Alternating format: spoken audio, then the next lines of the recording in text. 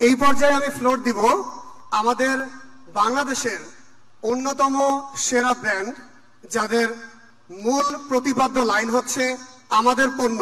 বলতে পারবেন কে? ওয়ালটন। আমি সেই ওয়ালটন থেকে আমারই কুয়েটের বড় ভাই, নাম ASM তানভীর হাসান তোহা, উনি আছেন হচ্ছে কোয়ালিটি ম্যানেজমেন্টের head of the department refrigeration সিস্টেমের ওয়ালটন হাইটেক ইন্ডাস্ট্রি PLC-তে। আমি আশা করি আপনাদের সবার বাসায় ওয়ালটনের প্রোডাক্ট আছে। যত কোশ্চেন আছে আজকে তাকে করবেন, আমরা ইনশাল্লাহ লিড টক সেশন শেষে সেই কোশ্চেন শুনবো। ভাই, আপনাকে আমি ফ্লোর ছেড়ে দিচ্ছি। আসসালামু আলাইকুম। আসলে প্রথমত আমি কৃতজ্ঞতা প্রকাশ করছি নিটারকে যে আমাকে এখানে ডাকা হয়েছে। তো প্রথমে আমি একটু আমার পরিচয় দেই। আমার নাম ASM তানভীর হাসান, ডাক নাম তোহা। আমি পড়ালেখা করেছি কুয়েট থেকে, IP ডিপার্টমেন্ট থেকে, এবং বর্তমানে আছি ওয়ালটন হাইটেক ইন্ডাস্ট্রিজ PLC তার রেফ্রিজারেটর প্রোডাক্টের কোয়ালিটি বিভাগের প্রধান হিসাবে। যদিও আমি জয়েন করেছিলাম R&D-তে, রিসার্চ অ্যান্ড ডেভেলপমেন্ট, তারপরে আমি কোয়ালিটিতে শিফট করি। তো আমি এখানে বেশিক্ষণ সময় নিব না। আমি জাস্ট আমার কোয়ালিটি ম্যানেজমেন্ট বা কোয়ালিটি কন্ট্রোল বা কোয়ালিটি ইঞ্জিনিয়ারিং হোয়াটএভার, এইটাতে মানে এটা আসলে কিভাবে চিন্তা করে, যেহেতু আমি টেকনিক্যাল একটা সেক্টরে আছি, জাস্ট আমি একটা প্র্যাকটিক্যাল এক্সপিরিয়েন্স শেয়ার করতে চাচ্ছিলাম আর কি। যে আমরা হয়তো জানি যে বছর 2 আগে বাংলাদেশে প্রচুর গরম পড়লো, অনেক গরম পড়লো। তো তারপরে দেখলাম যে প্রায় মনে হয় 39-40 এরকম অনেক গরম পড়ছিল আর কি। তো আমরা যখন রেফ্রিজারেটর টেস্ট করি, তো তখন আমাদের একটা প্রোটোকল আছে যে 43 ডিগ্রি, 38, 16, 32, 25 এরকম বিভিন্ন টেম্পারেচারে সেট করলেই বাংলাদেশি স্ট্যান্ডার্ড বা বাইরের স্ট্যান্ডার্ডগুলি মিট করা সম্ভব, কোনো প্রবলেম নাই। তো 43 ডিগ্রি হাইস্ট টেম্পারেচার। তো যখন অনেক গরম পড়লো, আমি চিন্তা করলাম, আমি হলো ফার্স্টে ডেটা নিয়ে বসলাম যে এখন যদি বাংলাদেশের টেম্পারেচার 39 বা প্রায় কাছাকাছি 40 মতো যায়, 2 বছর পরে কি এটা 43 আপ হয়ে যাবে কিনা, আমি জাস্ট থিঙ্ক করতেছিলাম আর কি। তো আমি কেন গল্পটা বলছি আমি পরে বলবো। তো আমি আমার একজন ইন্ডিয়ান, উনি LG ইন্ডিয়াতে 23 বছর ছিল, আমার থেকে অনেক বড়, বাট তার সাথে আমার সম্পর্ক ভালো। আমি তাকে ফোন দিলাম, ফোন দিয়ে জিজ্ঞেস করলাম যে ইন্ডিয়াতে তো রাজস্থান আছে, অনেক গরম পড়ে, দিল্লিতে অনেক গরম পড়ে, তোমরা কি করো? ওরা আমাকে বললো যে ওরা 45 এবং 48 ডিগ্রি টেম্পারেচারে টেস্ট করে। আমি বললাম এটা তো স্ট্যান্ডার্ডের মধ্যে নাই। বললো যে এটা স্ট্যান্ডার্ডের মধ্যে নাই, বাট এটা সিচুয়েশন ডিমান্ড করে। তো আমি যেটা বলতে চাচ্ছি যে যেহেতু আমি কোয়ালিটি ম্যানেজমেন্ট বিভাগে আছি, আমাকে এই অ্যানালাইসিসটা করতে প্রচুর ডেটা অ্যানালাইসিস করতে হয়েছে। পয়েন্ট নাম্বার 1, আইপির ইঞ্জিনিয়ারকে প্রচুর ডেটা নিয়ে মাথায় আইডিয়া থাকতে হবে, বা ডেটা প্রসেস করার মতো টুলস অ্যান্ড টেকনিক্স আমাদের স্টুডেন্ট অবস্থা থেকেই শেখা উচিত। 2 নম্বর হলো স্ট্যান্ডার্ডে আছে 43, কেন আমি 45-এ টেস্ট করব? কারণ আমার রিজিয়ন বলছে, আমার কাস্টমার বলছে 43-তে হবে না। সো আমাকে নতুন টেস্ট ডেভেলপ করতে হবে, আমাকে নতুন প্রোটোকল পলিসি ডেভেলপ করতে হবে। আমি এই কথাগুলো বলার একটাই রিজন যে বিয়ন্ড দ্য লিমিট চিন্তা করি যেন আমরা স্টুডেন্ট থাকা অবস্থাতেই।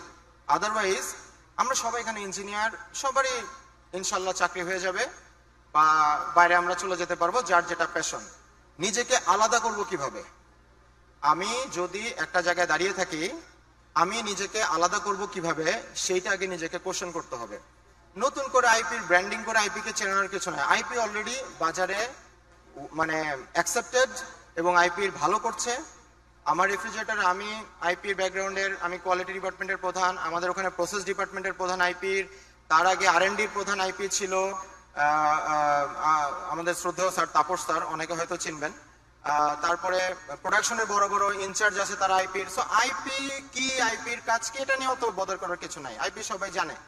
বাট আমাকে দেখতে হবে আমি স্টুডেন্ট থাকা অবস্থাতেই বাকিদের থেকে আমি কি বেশি চাচ্ছি। আমি কথাগুলি বলার এখানে এটা রিজন, আইপি ভালো, আইপি এটা আমি গুণগান করতে আসি নাই। আমি যেহেতু একদম প্র্যাকটিক্যাল ফিল্ডে আছি, একটা সিভি স্ক্রিন যখন আমরা করি, ফিল্টার যখন করি, বিলিভ মি আমরা সিভিটা পড়ি না। অবশ্যই সিজিপিএ দেখি, আবার সিজিপিএ নিয়ে ইয়া করার কিছু নাই, সিজিপিএ দেখি, বাট তারপরে দেখি সে এক্সট্রা কারিকুলার কি করেছে, তার সফটওয়্যার স্কিল কি আছে, দ্যাটস ইট। আমি ব্যক্তিগতভাবে এটা দেখি। তো এখানে যেহেতু আইপি ফিস্ট হচ্ছে, আমার ক্যাম্পাসে আমি যখন কুয়েটে ছিলাম 10-15 বছর আগে, বেশি 15 বছর 12-15 বছর আগে, তো তখন এই ধরনের ফিস্ট থেকে আমি একটু আলাদা থাকতাম। কি দরকার, ভাল লাগতো না বলতে ভাল লাগতো, কিন্তু মনের মধ্যে সংশয় কাজ করতো। বাট এখন আমি যে এখন একটা পোস্টে আছি, আমি কিন্তু দেখি যে কোন ছেলেটা ভলান্টিয়ার রিলেটেড কাজ করেছে, কোন ছেলেটা কোন ফিস্টে অংশগ্রহণ করেছে। নেক্সট ডে যদি নিটার এই টাইপের প্রোগ্রাম হয়, একজন আইপির স্টুডেন্টও যেন এখানে পার্টিসিপেশন থেকে বিরত না থাকে, এটা হচ্ছে আমার রিকোয়েস্ট, 1 নাম্বার। আর আরেকটা জিনিস একটু বলি, একাডেমিক ইস্যু নিয়ে আমি একটু বলি, যে এখানে যেহেতু আইপি বিভাগের প্রধান আছেন, আমার একটা রিকোয়েস্ট থাকবে যে খুবই একটা কমন, আমরা পড়ালেখা যখন করেছি, আমি জানি না এখন হয়তো সিলেবাস চেঞ্জ হয়েছে, লেখা থাকে 7 QC টুলস। মানে যেহেতু আমি কোয়ালিটি ডিপার্টমেন্টের, আইপির একটা চ্যাপ্টার আছে মনে হয় কোয়ালিটি ম্যানেজমেন্ট, 7 QC টুলস আছে, এটা নিয়ে সবাই পড়ে, অনেক গ্রাফ আঁকায়, হিস্টোগ্রাম আঁকায়, বার চার্ট আঁকায়। বাট প্র্যাকটিক্যাল লাইফে এই জিনিসটার অ্যাপ্লিকেশন কিন্তু ওইভাবে নাই।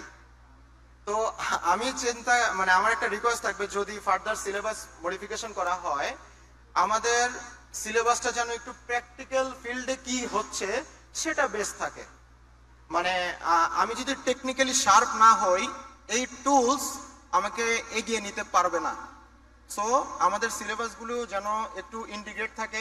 সেক্ষেত্রে আমাদের বাংলাদেশে যে সকল ইন্ডাস্ট্রি আছে, তাদের থেকেও একটা থার্ড পার্টি ওপিনিয়ন নেওয়া যেতে পারে যে কি অবস্থা, কোনটা হলে ভালো হয়। তাহলে এখানকার যারা স্টুডেন্ট আছে তারা যুগের সাথে তাল মিলিয়ে চলতে পারবে। আমার সময় আমি অটোক্যাড শিখেছি কুয়েটের ক্যাম্পাসে, বাট এখন প্রচুর ছেলেপেলে সলিড ওয়ার্কস শিখে, প্রচুর ছেলেপেলে এক্সেল তো করতে হয় সেটা আলাদা কথা, প্রচুর ছেলেপেলে পাওয়ার বিআই শিখতেছে, মিনি ট্যাব শিখতেছে, এনসি শিখতেছে, সিমুলেশনের সফটওয়্যার শিখতেছে। ইভেন আইপির ছেলেপেলেদেরকে আমি দেখছি পাইথন করতেছে, এবং তারা যদি এটা সিএসসি অনেকে কোডিং করে, পাইথন করতেছে। এই জিনিসগুলি কিন্তু প্র্যাকটিক্যাল ফিল্ডে এসে কাজে লাগে। মানে আমি আইপি পড়েছি, আমার ওই টাইম স্টাডি করতে হবে, ব্যাপারটা এরকম না। আমাদের এখানে production, supply chain, quality, business planning, export division, প্রত্যেকটা সেক্টরে মানে আমাদের ওয়ালটনে আইপির প্রচুর ছেলে, ইভেন ব্যাটারি প্রোডাকশন শুরু হচ্ছে, যেটা পুরাটাই কেমিক্যাল বেসড একটা লাইন হবে, সেখানেও আইপি ইঞ্জিনিয়ার নিচ্ছে। সো বিয়ন্ড দ্য লিমিট চিন্তা করতে হবে, নিজেকে কিভাবে আমি বাজারের থেকে পৃথক করব, আমাকে কিভাবে চিনবে মানুষ। আমি গড় পর্দায় 20 জন 50 জন ছেলে বের হোক, তার মধ্যে থাকতে চাই না, আমি ব্র্যান্ড হইতে চাই। এভাবে নিজেরা চিন্তা করবেন। যেহেতু আইপি ফিস্ট একটা প্রোগ্রাম, অনেক ভাল লাগলো। আমি জেনেরিক কথা বলতে চাই নাই, এজন্য আমার একটা প্র্যাকটিক্যাল এক্সাম্পল দিয়েছি, এবং বিভিন্ন সফটওয়্যার বা নিজেকে আলাদা করা যায় এই টাইপের কোনো কিছুতে এঙ্গেজ করতে পারলে ভালো। সবাই ইঞ্জিনিয়ার, সবাই শাইন করবে ইনশাল্লাহ, বাট পৃথক করতে হবে, তাহলে নিজেকে বাজারে টিকিয়ে রাখা যাবে, এগিয়ে রাখা যাবে। আমি বাইরে যাই অথবা দেশে থাকি বা যে কোনো ক্ষেত্রে আর কি। ধন্যবাদ, বেশি সময় নিব না। আমি খুবই কৃতজ্ঞ নিটারের প্রতি যে আমাকে এখানে ইনভাইটেশন দেওয়া হয়েছে এবং আমি কয়েক মিনিট কথা বলতে পেরেছি। ধন্যবাদ। আর খুবই ভালো লাগছে আমার যে একটা ক্যাম্পাস অনেকদিন পরে আসছে, আসলে যাওয়া হয় না। আমার কুয়েট ক্যাম্পাস, আমি থাকি ঢাকায়, কুয়েটে গেলে খুলনায় যেতে হয়, সময় ম্যাচ করা যায় না। তো খুবই ভালো লাগলো, ধন্যবাদ, থ্যাংক ইউ, আসসালামু আলাইকুম। অসংখ্য ধন্যবাদ আপনাকে। আপনার ফ্লোর দেওয়ার পরে আমাদের ইনফরমেটিভ আইডিয়া এবং কোয়ালিটি ম্যানেজমেন্টে আসলে আইপির অ্যাকচুয়ালি কোন জায়গায় ফোকাস করা উচিত সেগুলো সম্পর্কে আমরা জানতে পেরেছি।